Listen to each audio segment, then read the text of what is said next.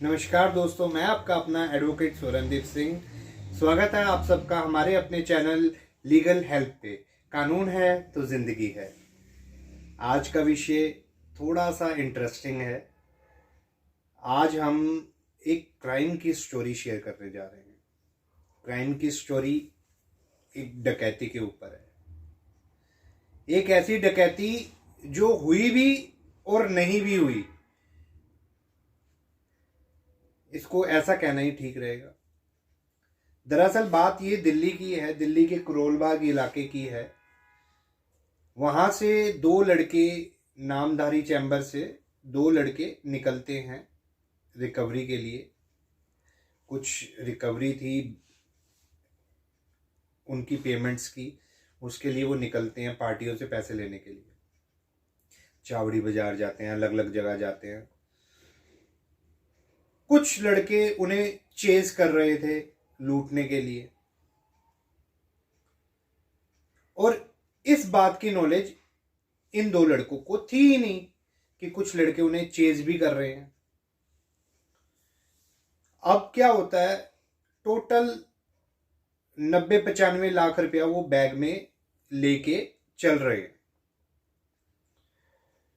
अब इंस्टेंटली क्या होता है,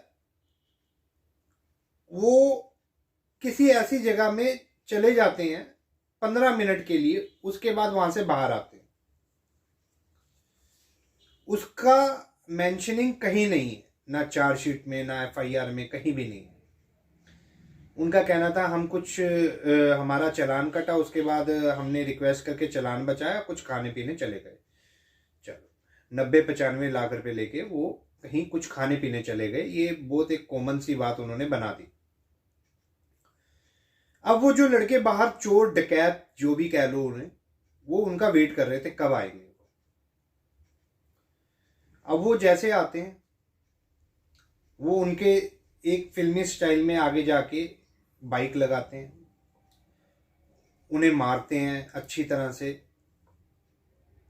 जब मार पीट देते हैं उन्हें, उनके हाथ से बैग छीन लेते हैं।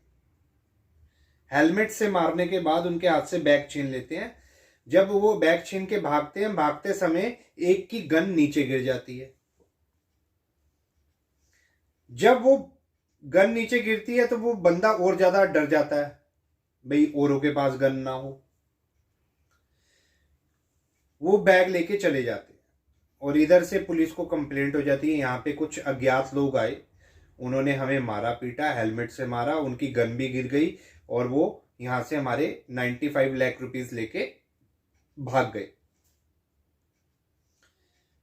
पुलिस भी हैरान परेशान, हर कोई हैरान परेशान। 95 लाख रुपए की दिल्ली से चोरी हो गई। तो जी चलो, कुछ समय बीतता है, 2-3 दिन बाद पुलिस को सीक्रेट इंफॉर्मेशन मिलती है कि चोर जो है पंजाब के एक गांव में है। उस गांव में उन्होंने एक होटल किराए पे लिया हुआ है। अब पुलिस वहां पे छापा मारती है, पुलिस को कुछ रिकवरी अमाउंट होता है। जो अमाउंट वो रिकवर करती है वो उनके पोजेशन के करती है, तो उसको कनेक्ट कर देती है डकैती अमाउंट से, और पुलिस अपनी जीत का जश्न मनाती है। इतने में जो चोर हैं, वो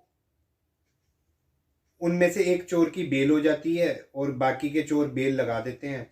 तब वो क्रॉस एग्जामिनेशन में पता चलता है, जो लड़के बता रहे थे चोरी हुई है हमसे, जो डकैती हुई है 95 लाख समथिंग की, उनसे उनके पास उसका कोई प्रूफ नहीं निकलता। 95 लाख उन्होंने कहां से लिए, कहां दिए, कैसे कंटेन किए।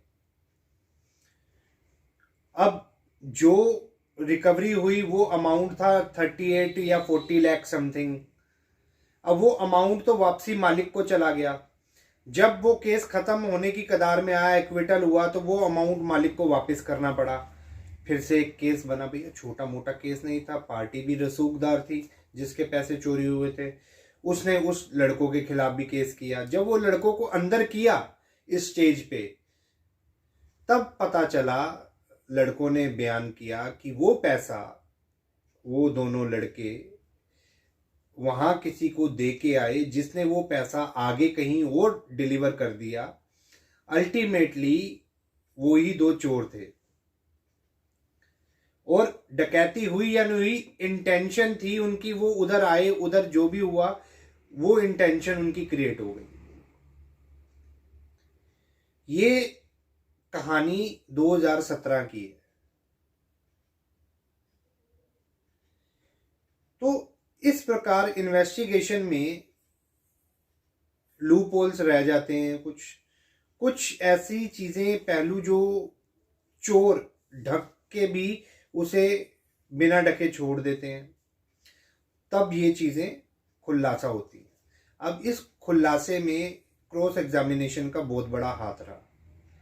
क्रॉस एग्जामिनेशन में कई ऐसे पुख्ता सबूत मिल रहे थे कि जिसमें वो दो लड़कों से जो क्रॉस एग्जामिनेशन हुआ, ना तो उन्होंने किसी एक्यूज की शक्ल देखी, और पिटने के बाद भी मेडिकल रिपोर्ट में उनको एक भी चोट या गंभीर या कोई खरोच कुछ भी नहीं था। कोई किसी को हेलमेट से मारे और उसे चोट ना लगे, ये तो अनडाइजेस्टेड फैक्ट है। तो इस तरह से ये मिस्ट्री सॉल्व हुई।